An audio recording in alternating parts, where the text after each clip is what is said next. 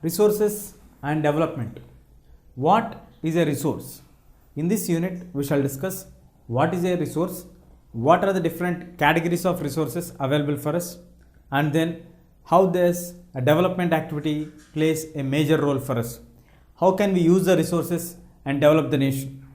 Now, moving on to understand the meaning of the word, what is a resource? A resource is something which is available for us in the nature. When something is available for us in the nature, does everything what is available for us in the nature is called a resource? No, it needs to have certain qualifications. At the same time, it should be at the accessible cost of the human beings. Let us look at this triangle, then you can understand some picture of what is a resource. A resource is a thing which is under the human control, where available in the physical environment. At the same time, if we have the technical knowledge to make that one available for us, then we can use the institutions to develop the resources. This is a triangle of the resources which helps to explain the exact meaning of resource. What is a resource? The fundamental question of the lesson. What is a resource? A resource is everything that available in the environment for the human mankind to satisfy the resources which are used to satisfy the human needs, especially the human beings' needs and our wants. Then for that we need again technical assistance for us to do that one. So that's how it is very, very important to understand the meaning of a resource. A resource is a subject or an object which is available for us, everything in the environment to satisfy the human needs or wants, resulting with the help of a technical knowledge is known as a resource. So a resource can be broadly categorized into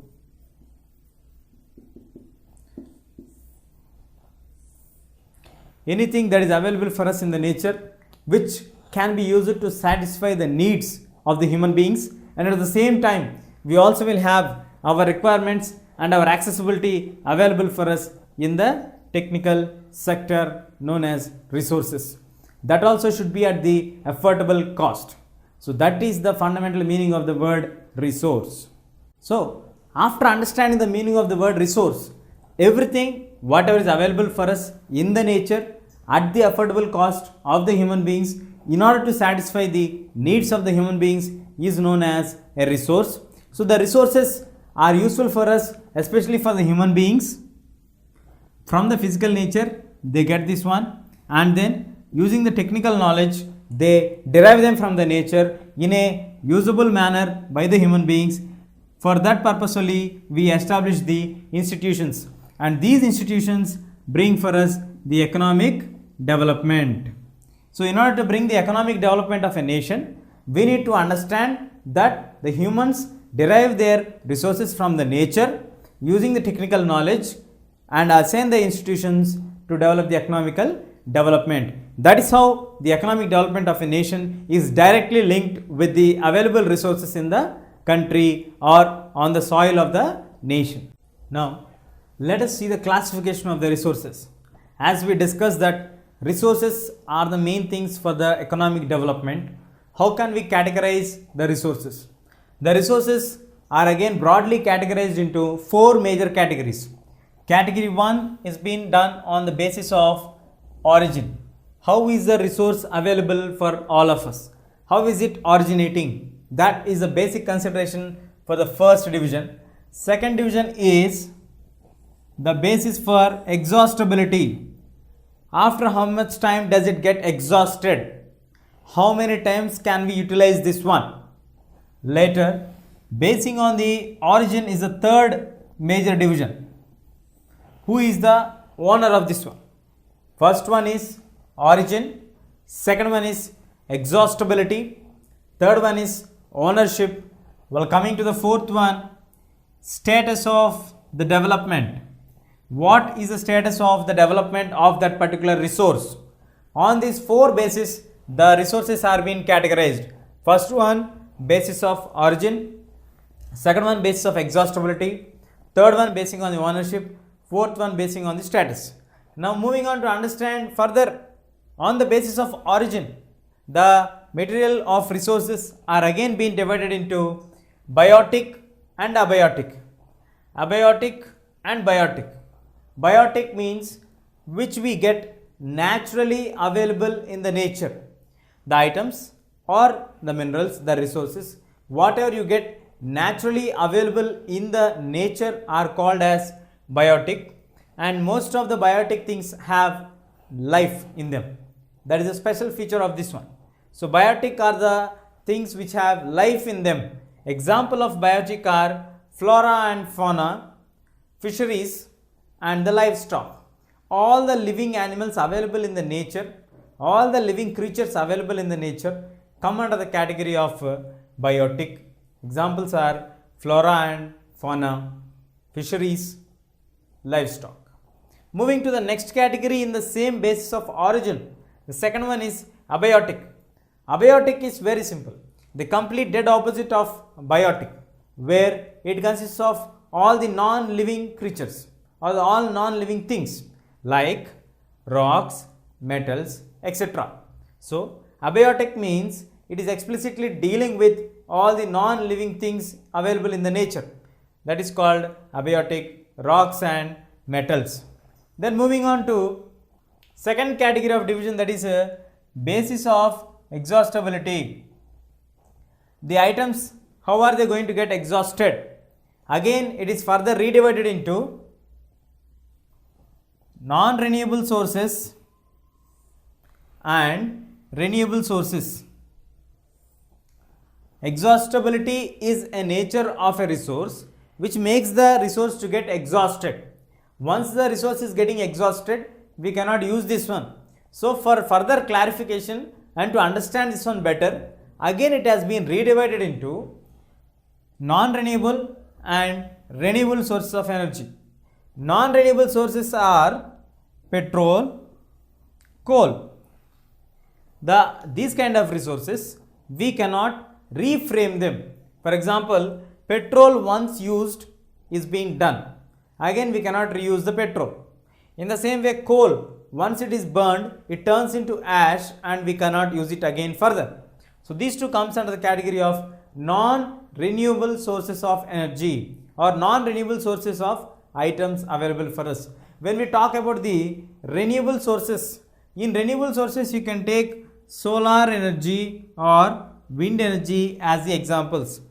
Renewable means something which can be done again, renew the things, make the things further better, renovate them, reuse them, like that. The solar energy is very vast, you can use it daily. For example, today you use the solar energy, it doesn't get exhausted today itself.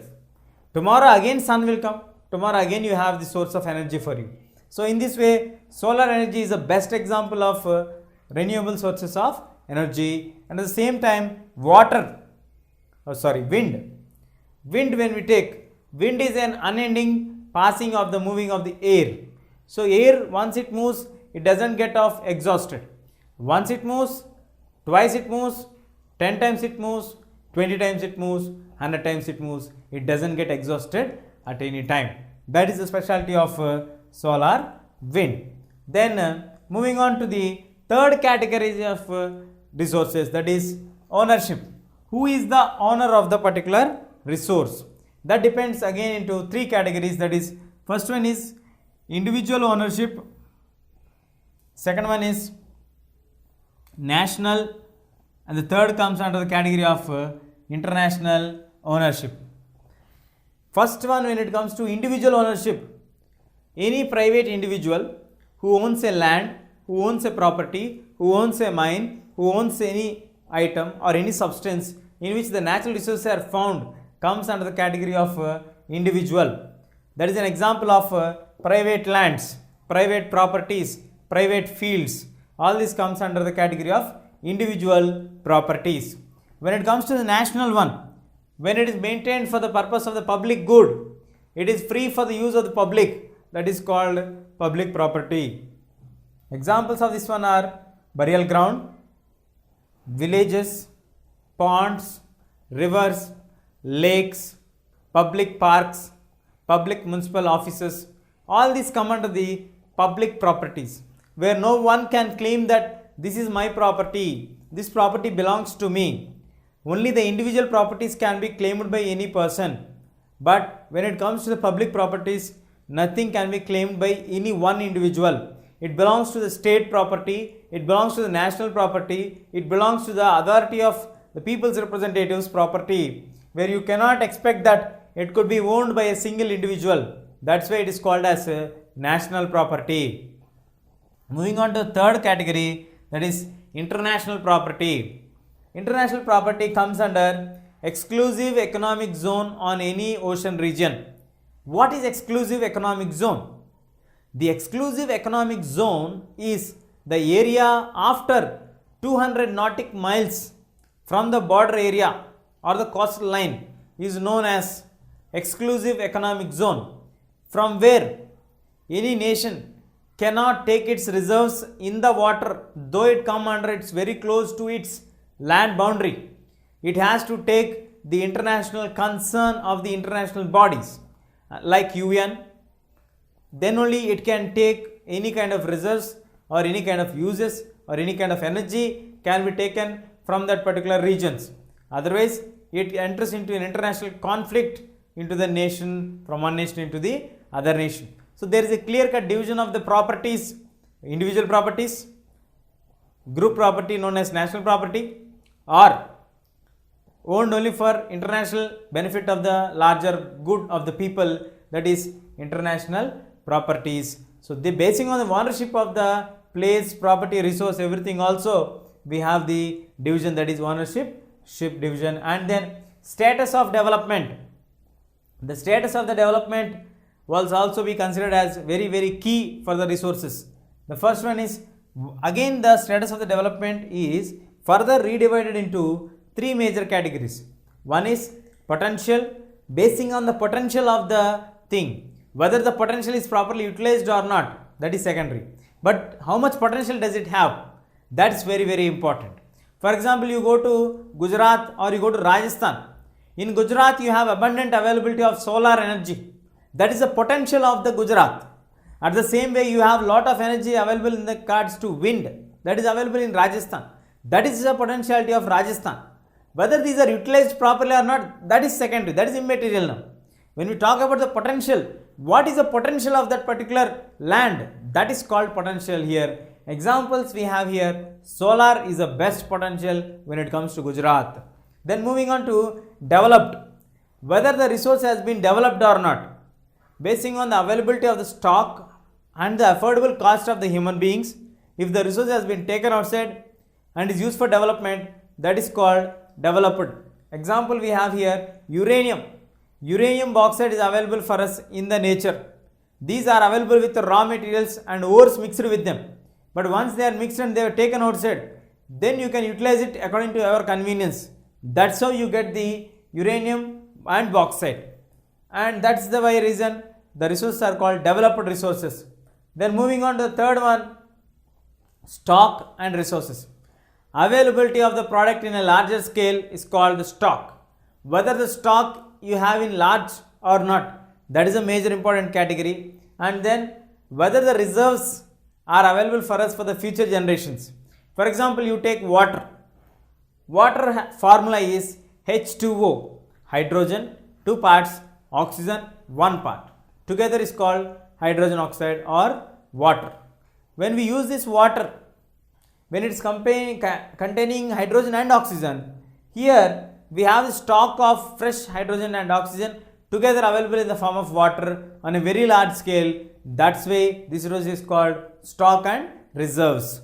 So broadly, the resources are being categorized into 4 major categories. The first one is basis on the origin of the resources. It is been again redivided into biotic and abiotic. The examples of biotic are flora and fauna. The example of abiotic is rocks and metals. When it comes to the basis of exhaustibility, we have non-renewable energy, that is again petrol and coal, whereas the renewable energy coming in the category of solar and wind. When it comes to the third category, that is ownership, individual owners, national owner or the international owner. When it comes to individual, we have private lands, When it comes to national, we have the burial grounds, village, ponds. India's special economic zone, where India has its authority up to 12 nautic miles, means 19.2 kilometers from the Indian border to the water available there, and then to the international boundary where exclusive economic zones are present. So these all are the third category of division. And moving on to the fourth one, status of the development, on which the potential is solar, while the development of uranium and bauxite, where the metals are well developed. And moving on to stocks and reserves, where we have water, the combination of hydrogen and oxygen, it has to be reserved, and we have the large reserves and stocks. That's how the results go on. So this is the rough division of the resources available for us. Basing on their availability, we have again further redivided them, and now let us count the total divisions that can be made for the resources is 1, 2, 3, 4, 5, 6, 7, 8, 9, 10, 11, 12, 13, 14. So they have 4 major divisions, and again re-subdivided into 14 subdivisions. If you like this video, please give a thumbs up. Please subscribe to our channel to get more videos on CBSE syllabus. Now, moving on to the categorization of the resources, we have discussed that the resources are being categorized into 4 major categories. That all division we have seen explicitly. Now, moving on to the development of the resources. As I told you before, the triangle which shows for us the physical availability in the environment, which we have taken the categorization of that one. Once it physically is available for us, we need to develop them. Unless and until you don't develop what is available for you in the nature, you do not get any benefits of that. So you need to get the development. That development can only be done by taking out the resources. So when you are developing the resources are having certain problems. First problem is, it is the free gift of the God. When it is given free gift of the God or the nature, when it is available freely in the nature, because of some people's greedy nature, it started to become as depletion. It created a depletion for us. Suppose you have gold mines in your field, which is actually belonging to the nature, which is actually the natural property or the nation's property. If only one person who has found the golden mines started to take out the entire gold into his control, dig it and take the gold with him, then obviously it proves to be gold scarce in the society, because the entire gold is with only one person, with only a few group of people. That's how it leads to depletion for us, reduction of the value. Next, concentration. Very few people hold the control on the natural resources. Actually, natural resources belong to everybody in the country or in the nation. But as everybody do not hold them directly, it is run by the government, and government holds that authority to control them. When government is holding the authority and controlling them, it is a basic responsibility of the government to take care that it is not misused by anybody else. But many of the private individuals who are rich, who are powerful, who have the influence in the government, try to get some benefits from the government and start to use the entire resources for their own purposes to benefit in terms of economy, financially. That's how the concentration has become in very few people's hand, which has brought the basic division between the people haves and have-nots. And then moving on to the indiscriminate exploitation. We have a good example for this one in Karnataka, where the Ballari mines will give a very good example for this. Ballari mines, where you get iron ore. The iron ore has been taken by a private company of Reddy brothers, owned by the Reddy brothers. These Reddy brothers have removed the boundaries of one state to the other state and started to exploit the entire iron ore and export it to the other countries and earned huge profits. Actually, these mines belong to nature, national property, where they are not supposed to use other states' mine region, where these people have crossed that region and started to use that one. So they are being very greedy.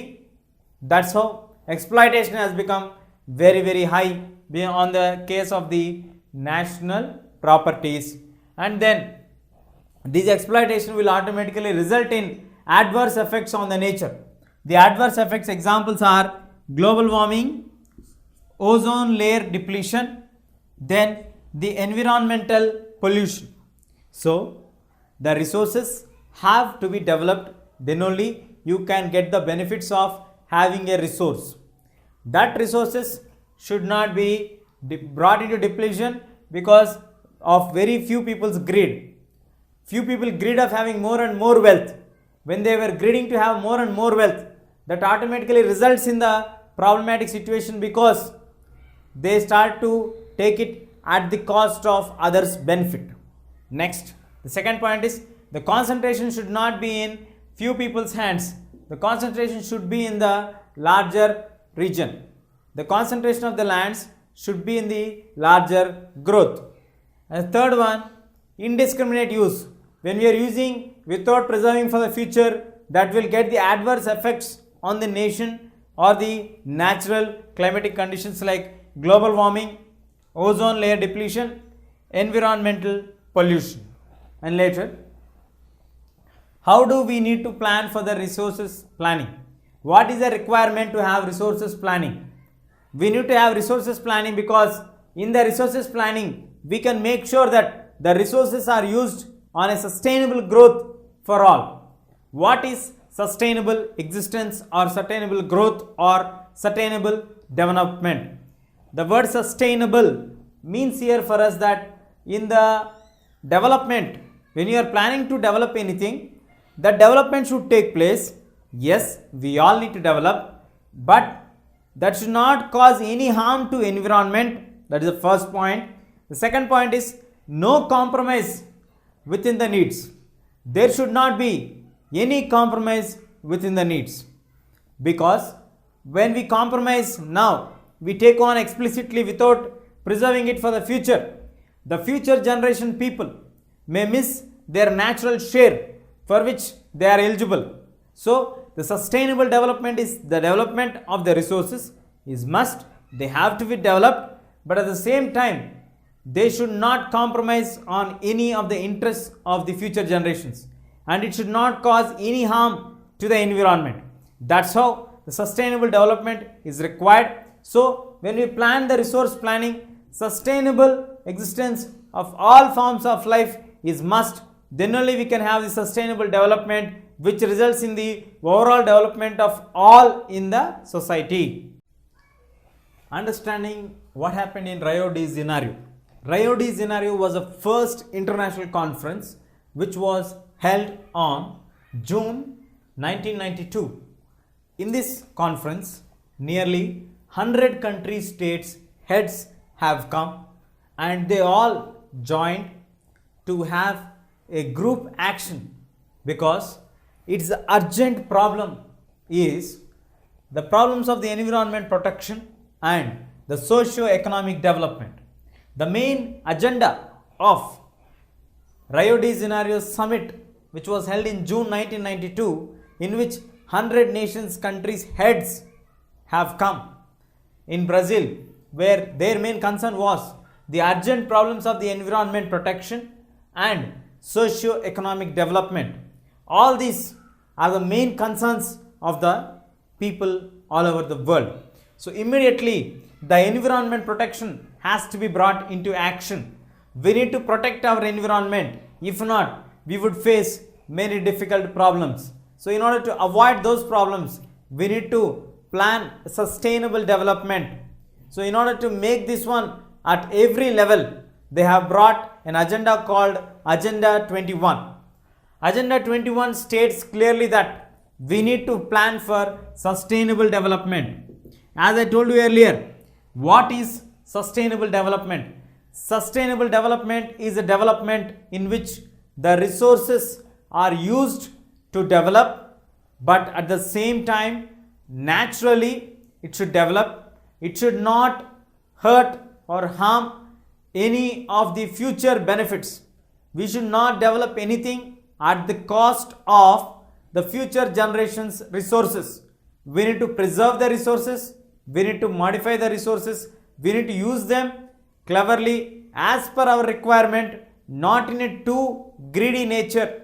So that's how sustainable development is the main agenda of Agenda 21, which has been initiated in Rio de Janeiro summit in 1992. So it also states that every nation should have its own local Agenda 21. So along with sustainable development, it also clearly claims that we should have our own local Agenda 21. Sustainable development on a larger scale, at the same sustainable development at the local levels, every country should plan its own sustainable development. This own sustainable development is the resource planning. The planning of the resources is very widely accepted because it is the judicious way of using the resources. The best way of using the resources is called resource planning. Without spending it in a too explicitly manner, without using it in a very less scarcity manner, plan it very properly in the medium line so that you do not feel that it is shortage. At the same time, you do not say that it is in the exhaust. So you need to plan in a medium path where we can achieve the development. The sustainable development should be the prime focus attention whenever we plan on any resources. So resource planning has been very widely accepted strategy in which you judiciously plan how to use your resources. Now moving on to understand the resources, let us take an example of India. In a country like India, where we have diverse culture, diverse nature, where you have different diverse people staying together, spending time, living together, where we have different language spoken people, different cultural people, different languages adopted, then different cultural people living there, different ideologies people living together, different religious people living together, different communities people living together, different tribal people living together. All these are combined features of India. India is a land of diversity. India is having different physical features also. That's how India has got its place in the land of variety, where you have variety of minerals available, variety of resources available for the Indians.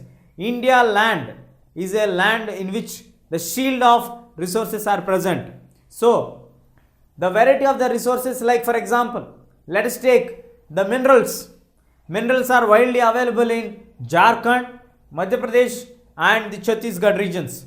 The minerals like coal are very widely available in the states like Jharkhand, Madhya Pradesh and Chhattisgarh. When it comes to the deficit, we have deficit in regards to the terms like water.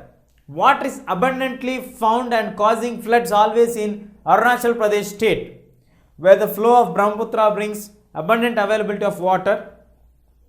Rajasthan, the state of desert, where we have huge availability of solar energy, where the potential of Rajasthan has not been recognized. So when I talk about the minerals, they are not available in Rajasthan. When I talk about the minerals, they are not available in Arunachal Pradesh. When I talk about water, it is not available in Rajasthan. When I talk about the solar energy, it is not available in Jharkhand, Madhya Pradesh or Chhattisgarh. So there are certain minerals which are available in one region of the country, while the same minerals are not available in the other region of the country. So here we have the variety of the minerals, other side we have the deficient of the minerals or the deficit of the minerals. The availability of the minerals and the deficit of the minerals should be brought into balance. That's what it is called the resource planning. The resource planning has to be done, and the resource planning should be done by collaborating the national interest, the state interest and the local interest, and also to fulfill the national needs, state needs and the local needs. That's how we need to plan our resources. The resources have to be planned very well, so that you need to fulfill the needs of nation, along with that fulfilling the needs of a state, along with that fulfilling the needs of the local requirements of that particular area. That's what we discussed earlier also in the Agenda 21. Every nation should have its own agenda of Agenda 21.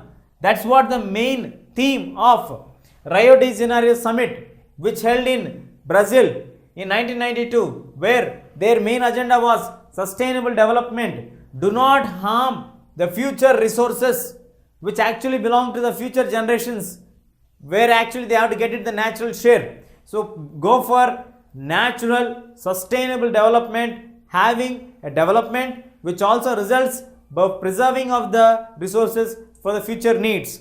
That's what when we come to talk about the resource planning also, where resource planning is a widely accepted strategy of the judicious use of the resources. This judicious use of the resources is variety and diversity. Let's take the example of India. In India we have variety of resources and they are diverse in nature. For example, in the states like Jharkhand, Madhya Pradesh and Chhattisgarh, you find much abundant availability of coal, where in Arunachal Pradesh you find abundant availability of water, while in the other states like Rajasthan you find abundant availability of solar energy. Where it comes to these three states, you find different resources available for you at different places. So when it comes to one side, the other side it is deficit in the other mineral resources.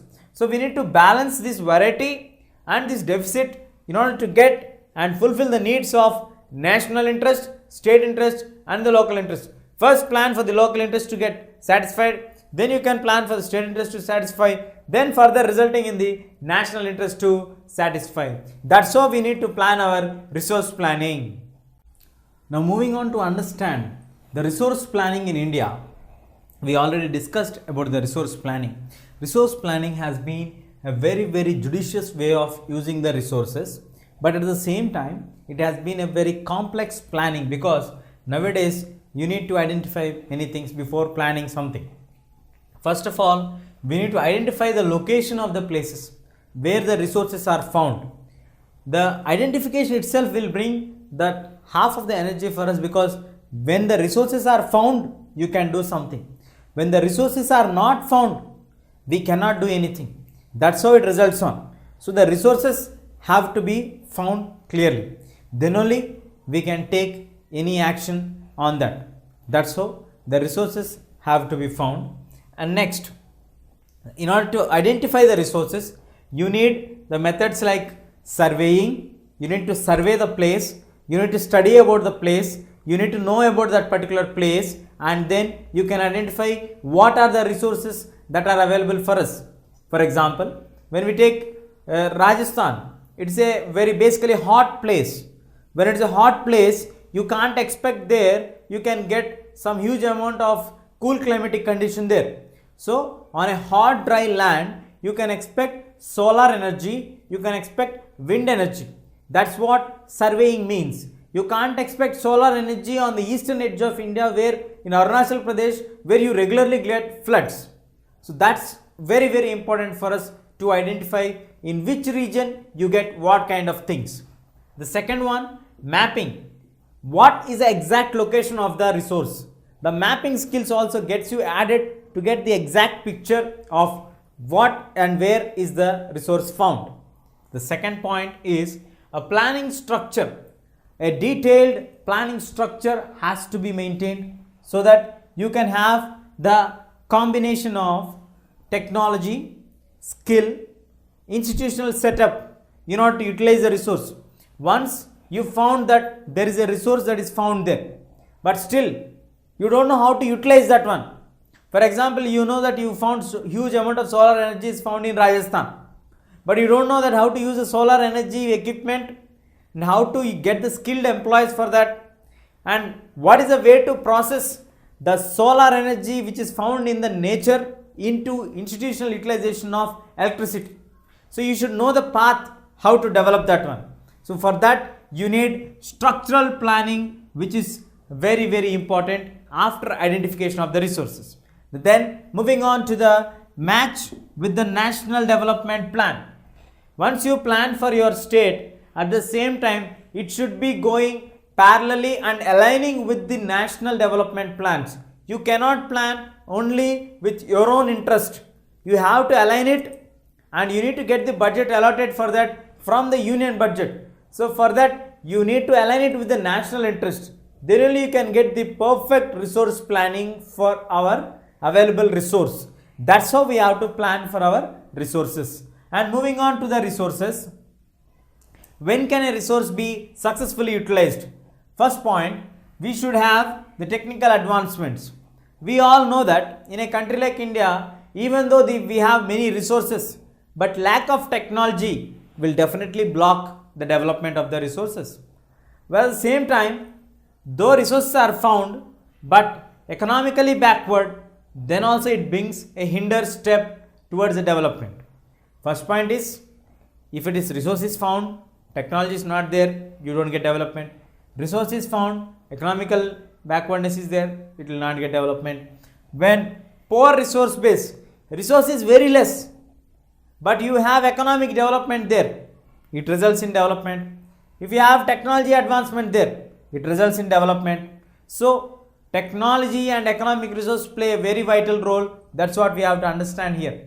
And when it comes to conservation of the resources, how can we protect our resources? How should we use our resources? We already discussed that we need to utilize our resources very, very carefully and judiciously. Gandhiji expressed the same views when he was having a view on the development. He told that there is enough for everybody for need, but there is no end for greed. That's what he quoted in a simple line, saying that there is enough for everybody's need, not for greed. So if you are greeding of too much, you will not get anything. If you are expecting for your natural share, definitely we can expect that you can get that one. That's how Gandhiji expressed his view. His views are remarkable on any point. Let it take maybe on untouchability, let it be taken on humanitarian aspects, let it be taken on planning system, whatever it is. Gandhiji always had a foresighted view and gave a statement. Now, after many years, he passed away. The Club of Rome in 1968, first of all, claimed the view that economically or the development should be on sidelines with the environmental protection. For the first time in a systematic way, Club of Rome in 1968 presented its ideology that now we need to concentrate on development, but at the same time we need to remember that we should not curb the rights of the future generations. And next, Gandhiji's views were again brought back in 1974 by Schumacher in his words, saying that small is beautiful. Small is beautiful, what Gandhiji meant in the other words, saying that you have for everybody but not for greed. In the same way you can get small is beautiful. Here, Brundtland Commission report also in 1987 expressed the same view that we need to go for sustainable development. So sustainable development have been the larger voice. Slowly and slowly it started to be raised from a very small place to a very large place, where in 1992 June, Rio de Janeiro summit, where 100 country nations head met there to discuss about the immediate action of plan on the environmental protection and to have Agenda 21. Agenda 21 clearly states for us that we need to plan for sustainable development, and also to have our own local Agenda 21 will again be stating that national, state and local interest has to be fulfilled on the guidelines of sustainable development. That's what we have the main focus of resource planning in India. Now we shall discuss about how the land pattern is being used in various corners of India. Let us see here, how is a land called a resource? We have seen in the previous part of the lesson discussing about the various categorization of the resources, basing on their origin, basing on the availability, basing on the renewable sources. All these things, the categories are being discussed explicitly. After discussing the different characteristics, now moving on to understand land as a resource. Land in the entire world, we have 78% of the earth covered with water and 21% is covered with land. If the statistics are being taken, the entire planet, it covers only 70% of the entire planet into water levels, whereas 29% is covered with land, according to some scientists. It is already proven that Earth is also known as watery planet or a blue planet because most amount of the Earth is covered with water. So from this discussion, we can come to get the knowledge that the land available in the Earth, the planet itself, is limited when compared to the water. Water is 2/3 part of the planet, while the Earth is only just 1/3 of the entire planet. So now restricting its residence or its existence to just 1/3 of the entire planets, we get to clarity that 30% of the Earth what we have has to be utilized very carefully and properly. That's the reason why land is known as finite magnitude or a limited place. In this limited place only, the entire land what we have has been again recategorized into mountains, plateaus, plains, islands, minerals, fossils, fuels, forests. So the entire magnitude of the land has been again categorized broadly into mountains, plateaus, plains, islands, minerals, and the forest lands. Now let's again take how much percentage of the land is being covered by mountains, the plains, the plateaus, the islands, the forests. Let us see here. The entire 30% of the land available on the earth is being covered by mountains. So 30% of the entire land is being covered under the mountain shelf. When we move on to the plateaus, we have nearly 27% of the entire land covered with plateaus. And further moving on to the plains, we have nearly 43% of the entire land covered with the plains. Now, in order to understand the exactly how does we use the land, what are the different categories of the land uses, and that too when you take it in a specific significance to a particular nation, and let us understand first of all how is the land utilized.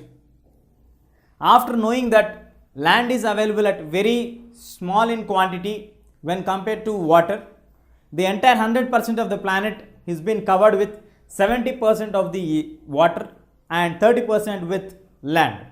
Then moving on to understand the knowledge of how do you utilize the land as a resource, what are the different categories of land, how do we categorize the land. In order to understand these things, we have seen the study of finite magnitude where earth is always limited. Generally, in some areas when water comes or when heavy rains come, the capacity of the river, if it is going beyond the capacity of the river, then it emerges into floods. But there water may increase and may decrease. When it comes to land, the land do not increase, the land do not decrease. Maybe because of the landslides or hillslides, some part of the land may go on unused, but the land will not get increased at any time. Only land gets, possibilities are there to get decreased. When suddenly any earthquake comes or any tsunami may increase the water level of the sea body, covering some bit of the land into its area, somehow like that. So there is a possibility of reducing the percentage of land, but not any chance to get increase in the possibility of the land area. That's how it is very, very difficult. Now understanding this, again it has been categorized into mountains, plateaus, plains, mineral regions, islands, forest, fossil fuels and all these things. So this is the percentage given for us according to the scientists who are studying on this. Now moving on to understand how is the land utilized on a larger scale. Land has been utilized basically on first category is forest. On land only we have forests. Forest means growing enormous number of trees. Who will grow the enormous number of trees? You will grow? I will grow? No. Nature itself will make it to grow the trees there with an abundant variety of trees growing in there. Those are naturally born trees. Any human being cannot plant any tree in the forest because there is no need to do that. We have huge number of varieties of plants growing in the forest. There may be more than 100 to 500 varieties of plant species growing in that particular forest.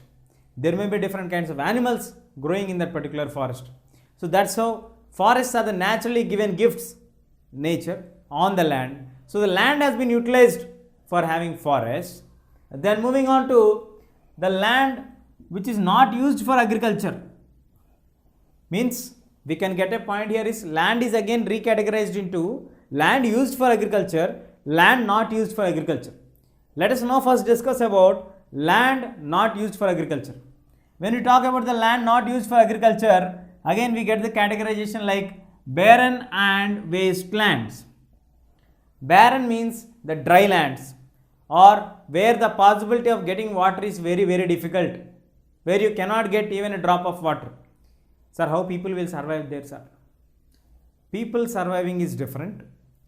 Cultivational lands getting water supply is different. Because, for example, in Rajasthan, if you take, in Rajasthan, you don't get much agricultural fields available for you. But you find people staying there. So, there is a possibility of people to stay there with a limited amount of water resources. But in order to do cultivation, the underground levels of the water should be increased. They should maintain some underground level of water. Then again from externally, you need to give daily water for the crop. That's how where it is not possible in the states like Rajasthan. That is the reason why you find barren and wastelands where they cannot be utilized, and later these barren and wastelands will turn into desert lands or empty lands. And afterwards, land put to non-agricultural uses.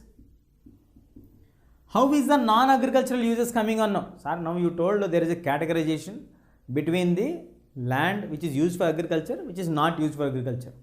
In the same way, in the non-used agriculture also, some lands can be used in a better way, where they can be used for building roads, used for building infrastructure, used for using the connecting roads, buildings and all these things. Where you can establish a factory, when it is a dry land, free land, there you can establish a factory where there is no possibility of growing any agriculture there. Definitely you can use that land to establish a factory, an industry or anything, and get more amount of opportunities for the people. Let us take an example in Saudi. In Saudi or in the Arab states, where you have the possibility of getting water is very less. But there people are living there, industries are there, factories are there, where they do that one. So that's how we can utilize the non-agricultural lands. Next, third categorization is other uncultivated lands. Not used for agriculture, forest lands.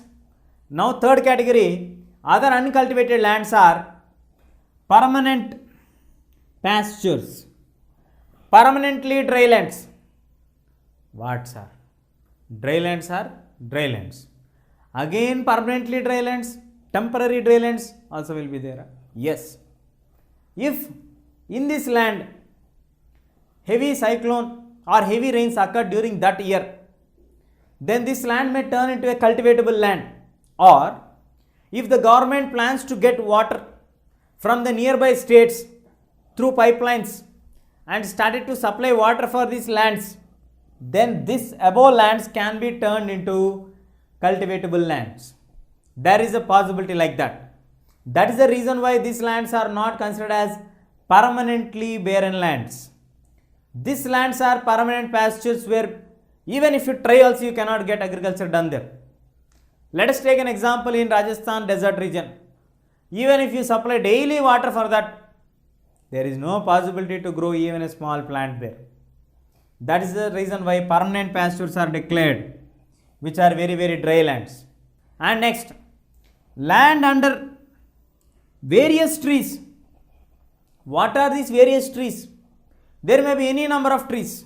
We know n number of trees growing in our earth. Some trees are good for us, some trees are not good according to some of the Hindu mythologies. Some people consider neem tree as a very holy tree, and tulsi tree almost you find in everyone's houses also. The tulsi tree daily morning, maybe your mother will be going and praying to that one and taking blessings and come. There are scientific reasons for that we get positive vibrations from that. The same thing when you go under neem tree, you have various spices or various herbs. Even in medicines also neem tree is being used. But sir, we are talking about lands which are having various trees. Various trees means these all are grown in our region only, no sir. So what is the new thing in this? Yes, neem tree, tulsi tree, some other trees also you may be seeing, guava tree, all these trees, mango trees, all these, you have possibility of seeing that one. In any house, you don't find Ashoka tree being grown, especially in the Indian context. What is Ashoka tree? A tree which is growing very tall and has leaves very thin in nature, and it is not at all considered as auspicious to have the tree. We feel that is a trouble to have the tree in the house. The tree name is Ashoka tree.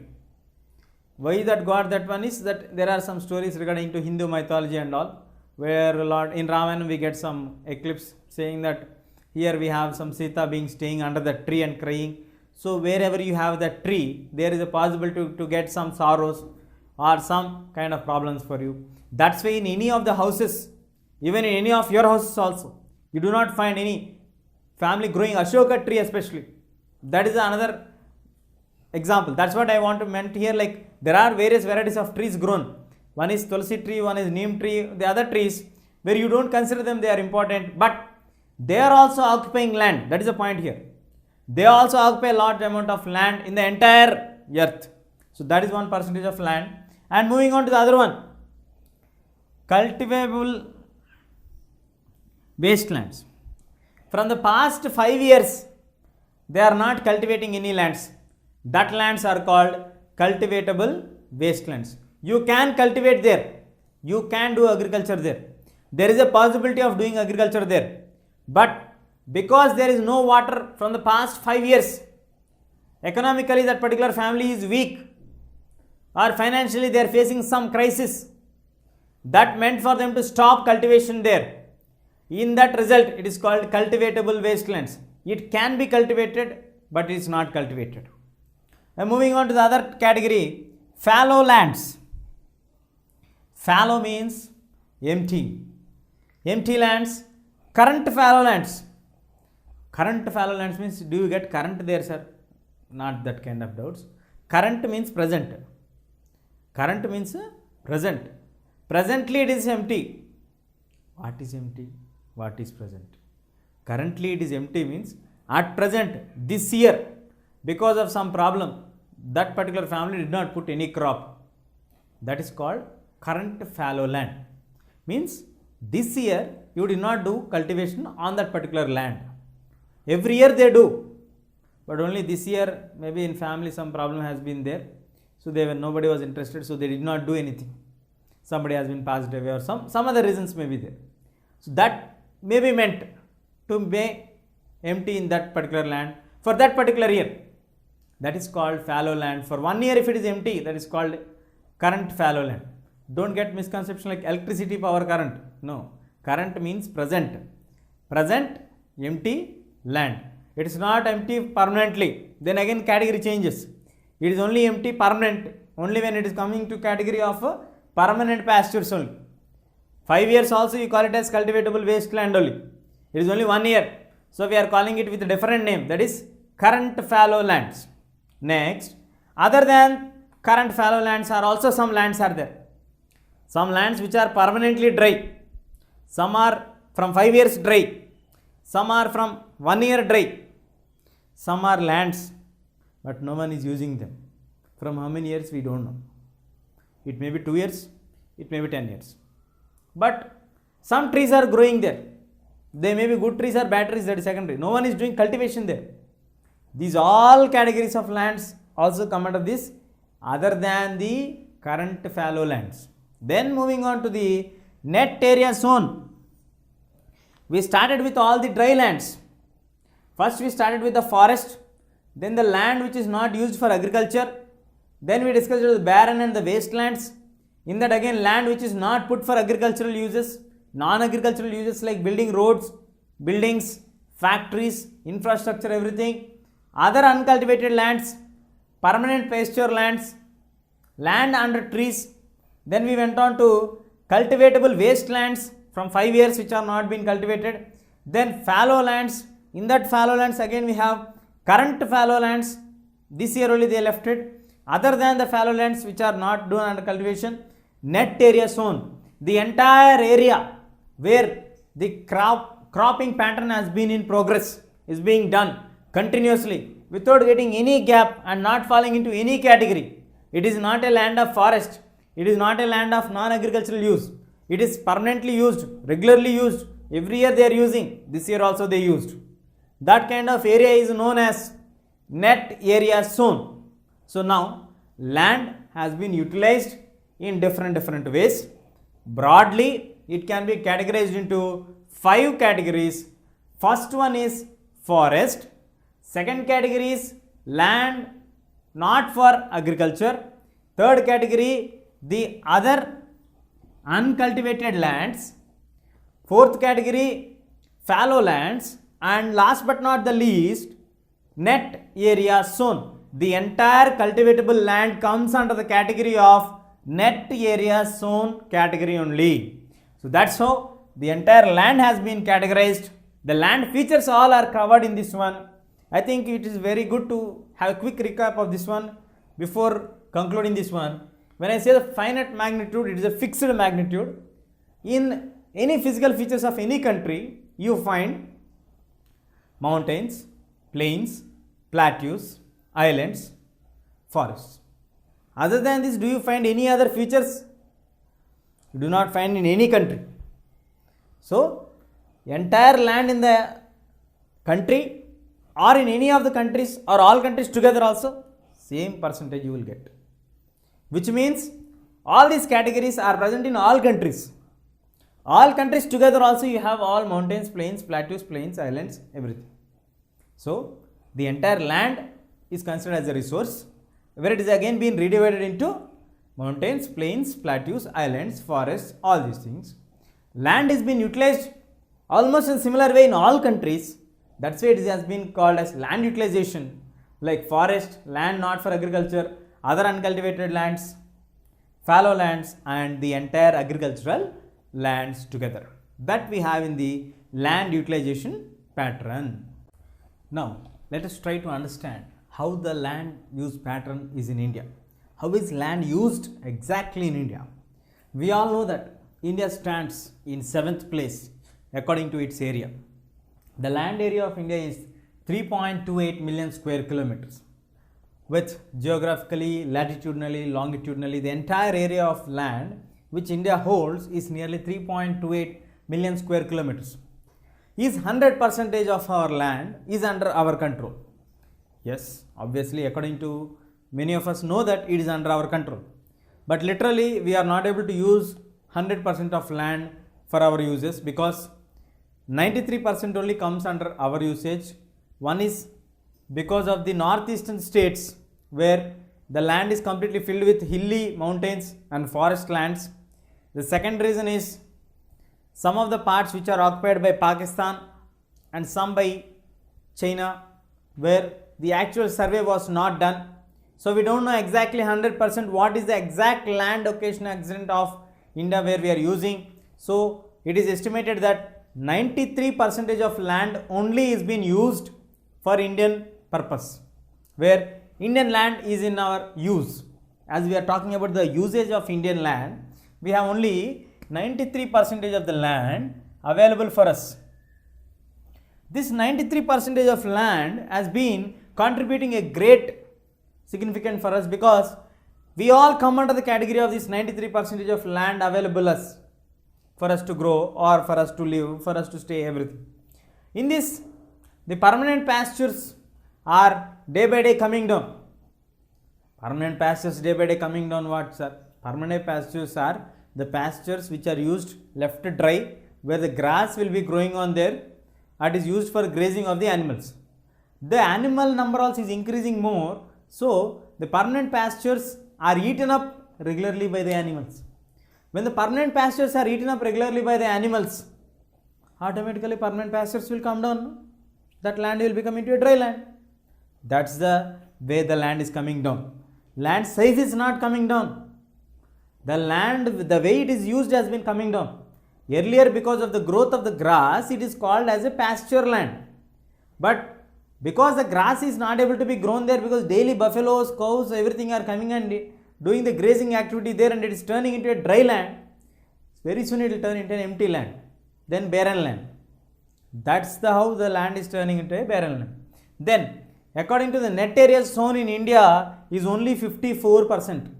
Out of the 93% available for us, only 54% of the land has been used for complete agricultural purpose. Is exact 54% used in all the states? Is exact 54% used in Rajasthan and exact 54% used in northeastern states, exact 54 used in the South Indian states? No. It varies from state to state. In one state it may be 10%, in another state it may be 20%, overall in some states it may be 90%. But in states like Rajasthan it may be only 5% also. So it varies from every state to state basing on its geographical extent, basing on the climatic condition, basing on the monsoon seasons, everything will be the reasons behind that. So in Punjab and Haryana, we have nearly 80% of the state land used for agriculture, very fertile lands. Some of the fertile lands went off to Pakistan when India and Pakistan partition was going on. In some of the lands where in Pakistan you get very, very fertile lands. The borders you get for India, you get the yellowish grass, which is a dry grass. There you get green grass, means it's a fertile land. Even grass also will be very fertile there. What are grass fertile? What are? Means on the fertile land, if grass is grown, that will be in green in color. But in Indian land, where in the desert lands, where in the Rajasthan border, when you see, you find dry grass. That is another significant point which we need to remember when we talk about these points. And as I told you, in Punjab and in Haryana, we have 80% of the state land completely used for agriculture. Only 10% of the state land is used here for agriculture in Arunachal Pradesh. Why? Forests. Nobody can go inside. Tigers, lions, snakes, insects, all will be there. Second, mountains. Heavy mountain lands. Irrelevant areas to stay. Difficult to live there. Regular floods. Improper conditions. These all may be the reasons. And then moving on to understand how are the forests in India. I told no sir, forests dangerous animals.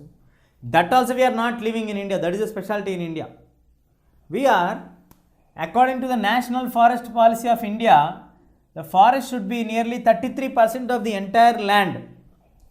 For example, out of 3.28 million square kilometers, we should have at least some 1 million square kilometers of forest land should be there. Do we have that much land? India has around some 65,000 to 67,000 of square kilometers of land only under covered by forest, which is falling short than the natural requirement. Why do we require a forest also this much? For us all, a place is not there to live.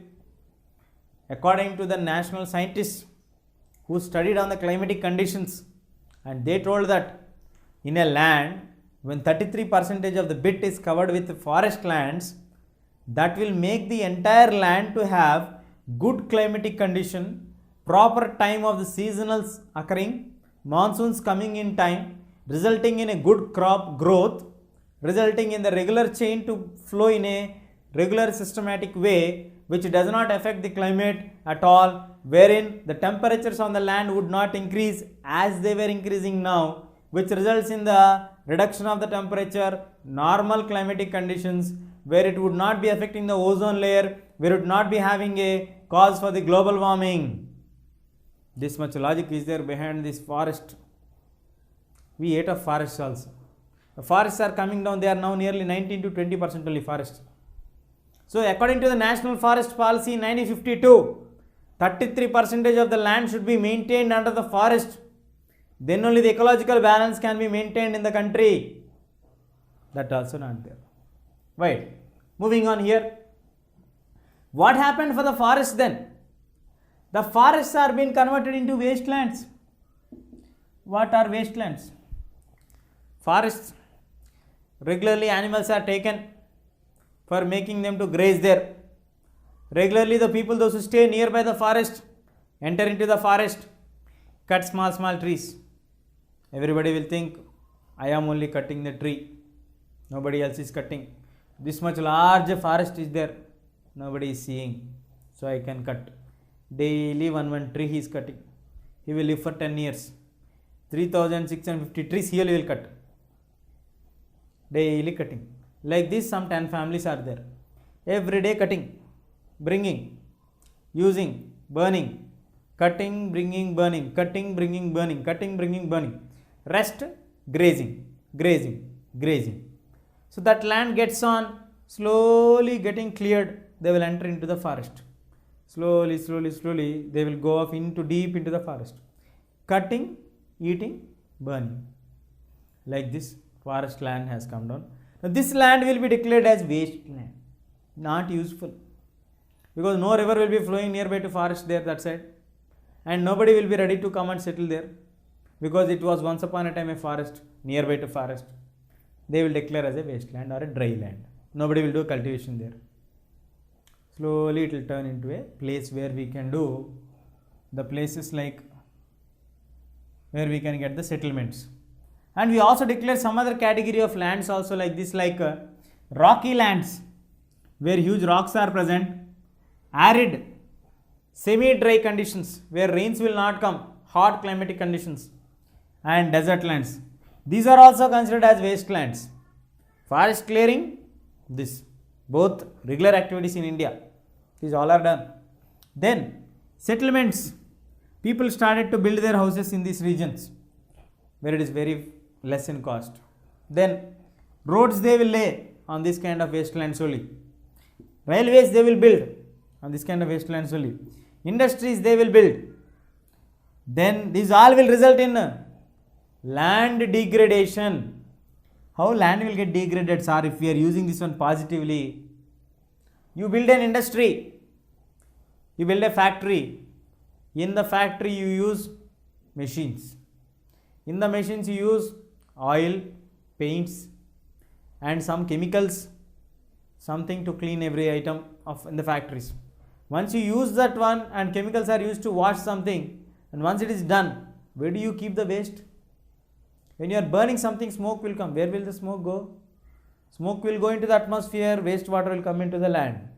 That wastewater will go into the land, into the internal layers of the land, resulting in land degradation. That's how land gets degraded here.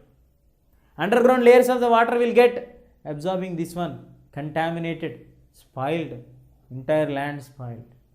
That's how you are degrading the entire land, by establishing a factory. Next, other methods of land degradation. Most of us know that if we have food, shelter and clothing, 95% of the needs are fulfilled. This is an old saying, sir. Modern day means you should have one house. We told shelter, that's it. Food, daily tasty foods. Now changed, menu changed. Clothing, brands, different brands. Sir, now vehicles also we need, sir. Traveling, transport. Maybe, yeah, we can add. Maybe in the next textbook they will add. CBSE people also will add transport facilities. But moving on to understand this one, the entire land, 130 million land has got already degraded. 130 million square kilometers of land has already got degraded.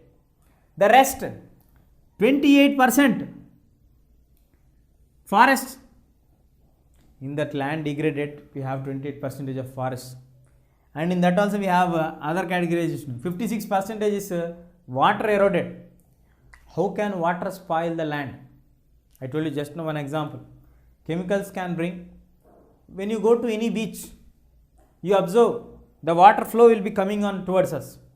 When the water flow is coming on towards us, you find some bubbles like things, and when water is leaving us, you find some black particles settling down on the seashore. What are those? Iron content, calcium contents, all the different minerals which got mixed, salt content, everything will be in the sea. We don't know what are added into the sea in the ships. That also we don't know. What is carried in the ships, what is being poured down into the sea. Who will see? Nobody will see. These all will get mixed inside and come for us on the seashore. We go there, jumping, dancing, playing, regular activity for us. With all these chemicals, we don't know what happened actually in the ship and what did it throw there. So all these things will be there. So in that, salt and alkaline natures are affecting the land. Other than that, human beings, as human beings, we did not do anything, sir. Yeah, we did many things. What are those human beings' activities? First, taking buffaloes, cows, overgrazing. I told no, forest, eating, overgrazing, mining than the required limit, completely mining till the depth where you can mine, do the mining. Then what happens? The land will get the scratches there. So it becomes into dry land. Already dry land only, no? Fill dry land. Underground layers also will become completely dry. Next, in the states like Jharkhand, Madhya Pradesh, Orissa and Chhattisgarh, mining activity has completely degraded the environment, land in particular. Then, afterwards, overgrazing daily, over irrigation, completely drilling of the entire inner layers of the water outside and doing over agriculture. The factories like cement, calcite, soapstone and ceramic, all chemicals getting into the land after they are purified and everything, contaminating the land, underground water layers. So how to save our land degradation, or how to stop land degradation? Land degradation can be stopped by simple methods. We call them simple methods, but practically it is very impossible for us because we don't like good things. Now let us see here. Afforestation. Deforestation, we generally what we do? We cut down the forest. Afforestation is to grow the forest. We have to grow the forest. That is the best method to get land pure control. Land degradation will not be there. Management grazing. What is management grazing? We have to do MBA in grazing. What sir is talking? Management grazing means daily plan properly, take the cattle, give them a limited place for grazing, take them in a systematic way. Like 1 month you take here, leave this land for 1 month, go for the other place, do grazing there. After 1 month you return here, their grass will grow. In the meanwhile, here grass whatever is grown in 1 month, you can graze it. Daily going and grazing, how it will grow? We should give sufficient amount of time for that to grow. The proper management of grazing also is important. Next, planting of trees. Wherever you find that there is a possibility of landslides to be happening, there you need to have a planting the shrubs, plants, and to stop the land degradation happening, to having the landslides happening, so that the plants can stop the soil erosion also. Then moving on to control mining. As I told you before, in the mining, when they are going into the extreme depth and bringing scars for that, instead of that, up to a certain level, government has put a restriction. So go along with that. Follow the restrictions. Follow the instructions carefully. Carefully you need to manage all these things. Then only you get proper some methods of controlling land degradation. Until and unless human beings do not take the thing seriously, because of some people's activities, the entire world have to pay the compensation for that. Everybody in the world will get the adverse effects because of few people's greedy nature. We need to remember this point and we need to follow some precautions from everybody's point of view, considering as a responsibility towards the planet. Soil as a resource. We have seen land as a resource. We have discussed the different patterns, how is the land been categorized, and later we also analyzed how to stop the land degradation, why it is getting degraded, and what are the methods to stop land degradation. Now moving on to understand soil as a resource, let us see here. Soil has been playing a very, very vital role in the modern days or in the ancient days, because soil has been the only medium through which a plant can grow on the earth. Sir, without soil plants cannot grow? Yes. Do you find any trees growing on a hill or a mountain? You don't find. On rocks, on stones, you don't find anything. It is only because of the soil you get the trees being growing. It is only because of, in literal words, mud, where plants will grow. We need to know that soil is very, very important for us. That is the meaning. Medium of growth of the plant. It takes millions of years to develop the soil for a centimeter on the earth. For us, it takes less than a second to remove the entire soil from there with a crane. You take the entire edge and throw it somewhere. But it takes nearly millions of years to grow the soil pattern to a centimeter above than that. It is really very, very tough. And when we talk about the way the people are reacting, it's really very hard. There are various forces in the nature which help to shape the formation of the soils. The various forces are temperature, actions of running water. When the water is running, it takes the soil along with that away and it throws it somewhere else. Then wind. When heavy winds come, they make the soil to also fly along with that. We have the glaciers. Glaciers, when they fall down and take the entire mud. Chemical organic compounds. Chemicals also take. Inorganic compounds also take the soil. Everybody will take the soil along with them. So there are different forces in the nature itself which make the tendency of the soil to move from one place to another place. And moving on to color. Basing on the color, thickness, texture, then age of the soil, chemical and the physical properties. So how do we categorize the soil? What are the criteria to categorize the soil?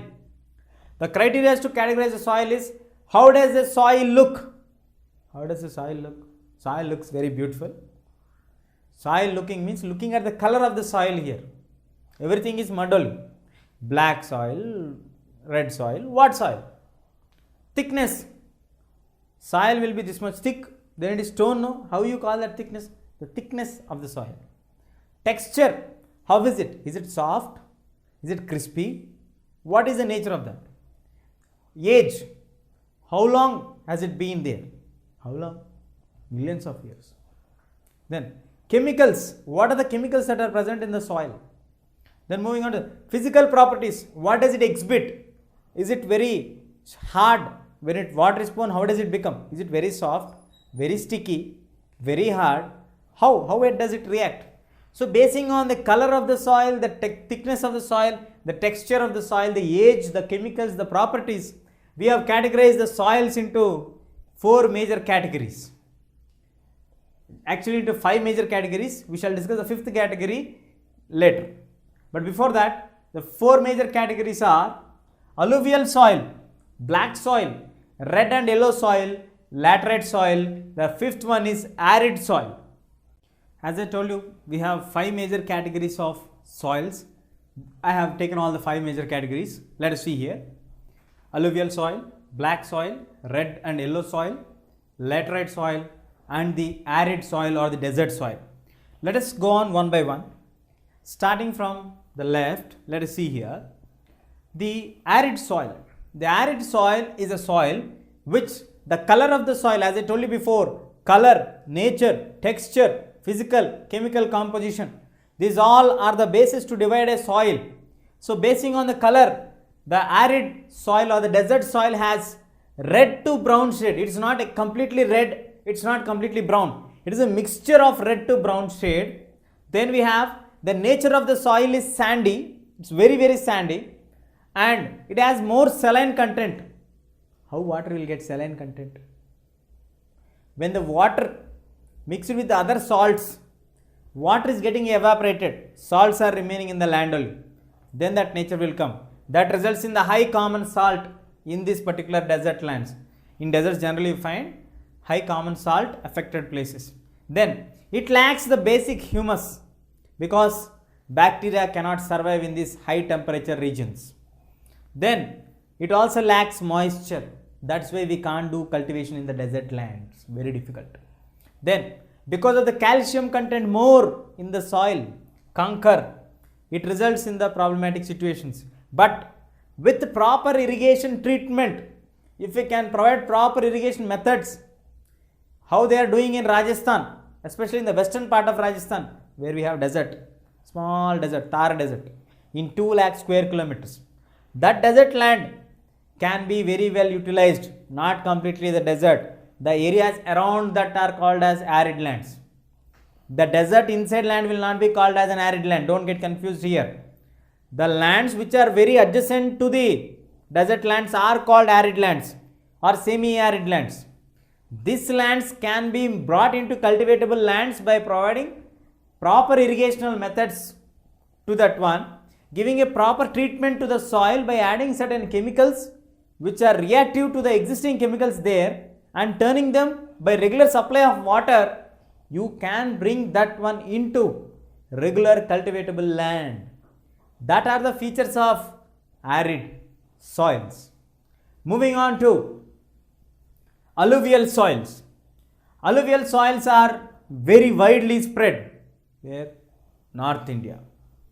In the northern plain, in the entire northern plain, Indian northern plain, and the Himalayan rivers. The Himalayan rivers are Ganga, Indus and Brahmaputra, where they have brought the entire deposits and made this place very, very fertile place. The soils what we got from there.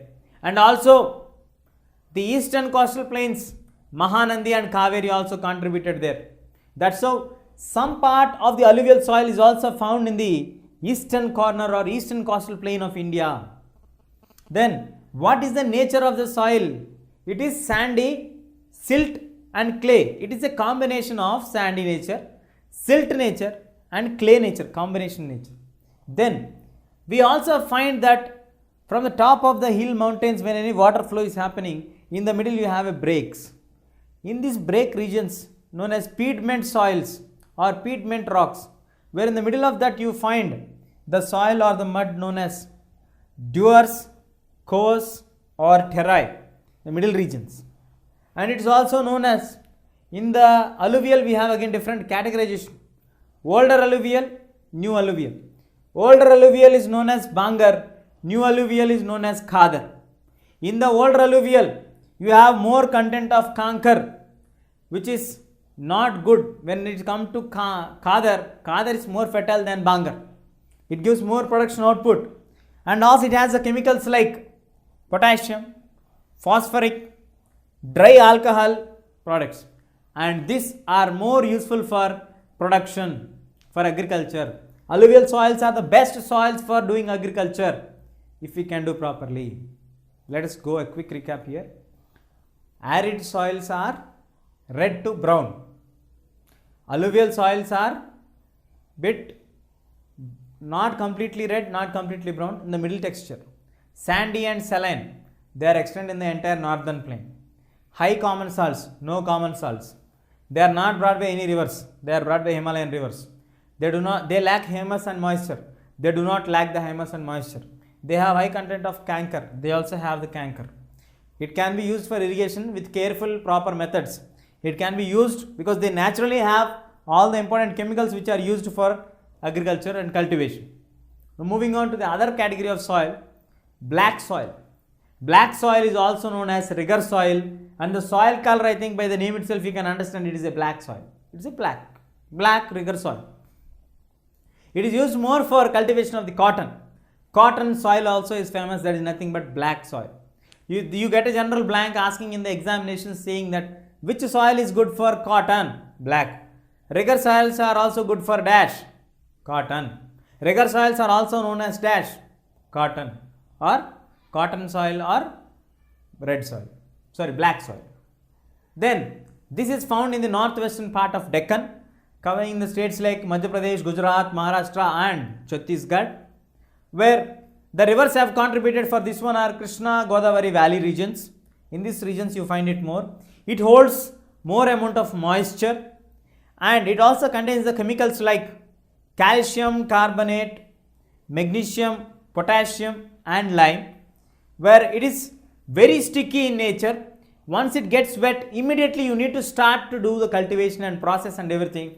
Once it gets wet, it becomes very, very sticky, where it is not easy for you to do cultivation. That is a special feature of black soils. It's a very, very fertile soil actually. It is also known as rigor cotton soil. Moving on to the red and yellow soil. Red soil or yellow soil. What is this red and yellow soil? We will understand that one. It is found mostly filled with the crystalline igneous things or the rocks. It is found in the region of southern part of Deccan in the states like Orissa, Chhattisgarh, then southern parts of the Ganga plain. It is reddish when it is in its nature. When it is being hydrated, when hydrogen gets added, when water gets added for this one, it turns into yellowish nature. That is the reason why it is called as red yellow soil. It is also very useful for agriculture. It is found in more parts of central and southern parts of India. Central part mainly we find this kind of soil. Moving on to the laterite soil. Laterite soil is occurred from the Greek word called later meaning brick. It is derived from the Greek word called later meaning brick. It is having very high temperatures and heavy rains. Because of high temperatures, the humus bacteria cannot survive here. It is being died. The humus content is very low. Because of this high temperatures, bacteria cannot survive here. And the country or the states where we found this kind of soil is in Karnataka, Kerala, Tamil Nadu, Madhya Pradesh and Assam regions. But through using proper soil conservation methods, we can use this soil for cultivation of tea and cultivation of cashew nuts. So the states which are following the proper soil conservation methods and utilizing the land for this tea and cashew nuts are Karnataka, Kerala, Tamil Nadu and even Andhra Pradesh. So that we have the different categories of soils. The 5 major categories of soils are arid, alluvial, black, red and yellow, laterite. They all have different colors, different textures, different chemicals available, and they are found in different parts of the country. But altogether, these all come under the category of soil as a resource. Now, we shall further discuss about what is soil exposure or erosion and soil conservation methods. Now, moving on to understand here, how is the soil erosion happening and what are the methods that we need to follow to have soil conservation. First, let us try to understand what is soil erosion. The topmost layer of the soil getting washed away by water, by wind or by any natural calamity or disaster leads to soil erosion. The topmost layer of the soil, meaning here the entire soil which is present will get flowing away with the water or will be raised away by the wind, which results in soil erosion, where the soil content will become very less there. That is called soil erosion. Soil formation we discussed earlier. It takes millions of years to form 1 centimeter of soil on the land. So soil formation and soil erosion go hand in hand. Soil formation and soil erosion must be together, otherwise it results very dangerous. And now, what are some of the factors that are making the soil to be forming into eroded state? 1. Overgrazing. Over-eating up of the land of the grass actually on the land. How can overgrazing result in soil erosion? We all know that on land you have grass growing. Daily you are eating the grass, which makes the land to get dry there and gets daily getting sun rays directly and getting dry here. Once it gets very dry, when it gets connected with the rainwater or the wind flow, the topmost layer will go up. That's why overgrazing results in soil erosion. Then moving on to the winds, glaciers. These winds and glaciers make deep gullies, make a big holes and take away the entire winds, the entire soil, resulting into gullies. Then when the soil, topmost fertile soil moves away, that very good agricultural land turns into a very bad land, that resulting in failure of agriculture in that particular field or particular land. So one example what we have is Chambal in the Rajasthan state, where it is also known as ravines. Ravines means the place where the entire soil erosion has happened. It's called ravines. So what are the different categories of soil erosions? If the topmost soil sheet, entire sheet of the soil gets eroded, that is called sheet erosion. If the entire topmost soil layer, the entire layer gets eroded, that is called soil erosion. In that category we have sheet erosion. If It is happening in the form of like fingernails. Some places, small parts, it's getting over. Like how do we get fingerprint on a mud? Then in that particular place only you get the soil erosion. Means not the entire complete sheet. Small parts, if it takes away and goes, that is called rill erosion. Entire sheet will go away. Like fingers, small parts will be flying, rill. When it makes holes or like big places of empty, this land getting turned, entire land, then again the entire soil, then again up, then again down. That results in gully erosion. So we have three major categories of erosions also: sheet erosion, rill erosion, gully erosion. And moving on to the what are the best methods to have soil conservation? How to save our soil from getting eroded? First one, terrace cultivation. When you are having the terrace lands from where the water will flow and make the entire soil to go away, there you take the terrace cultivation. When the cultivation is developed, the force of the water will be restricted.